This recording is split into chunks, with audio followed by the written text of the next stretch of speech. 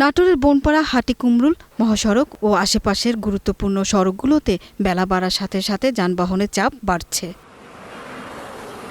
স্থানীয়রা বলছেন এই সময়ে মহাসড়কে যানবাহনের বেপরোয়া গতি পাশাপাশি ওভারটেকিং করার মাত্রা বেড়ে যায়। চিকন রাস্তা, গাড়ি বেশি। ট্রিপ থেকে আরেকটা ট্রিপ ধরার জন্য তারা খুব দ্রুত বাস চালায়। নিয়ম শৃঙ্খলাভাবে যদি চলাফেরা করে তাহলে আমি মনে করি যে ঈদের সময়ে যানজটটা কম লাগবে এবং দুর্ঘটনাটাও কম ঘটবে। তাই মহাসড়কে ফিটনেসবিহীন গাড়ি চলাচল বন্ধ সহ শৃঙ্খলা নিশ্চিত করা, ছোট যানবাহনের নিয়ন্ত্রণ এবং সড়কে নির্ধারিত গতিসীমা কার্যকরভাবে বাস্তবায়ন করা গেলে দুর্ঘটনা অনেকটাই কমানো সম্ভব বলছেন তারা।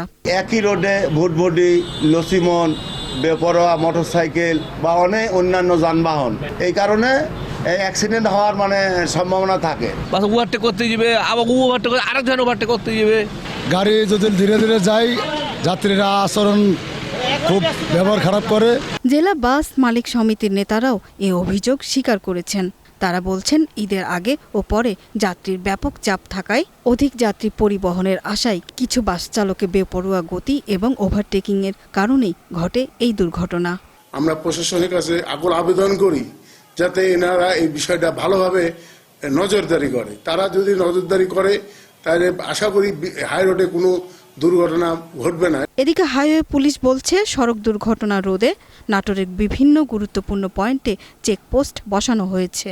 পাশাপাশি মহাসড়কের বিভিন্ন অংশে সংস্কার কাজ চালিয়ে যাচ্ছে সড়ক বিভাগ।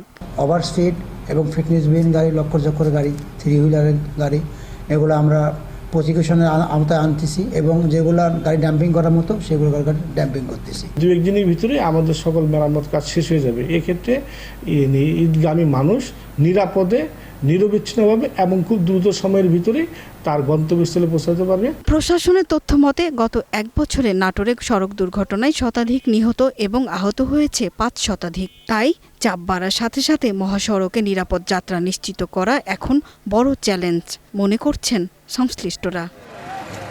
সুরাইয়া অনু, গ্রিন নিউজ ডেস্ক।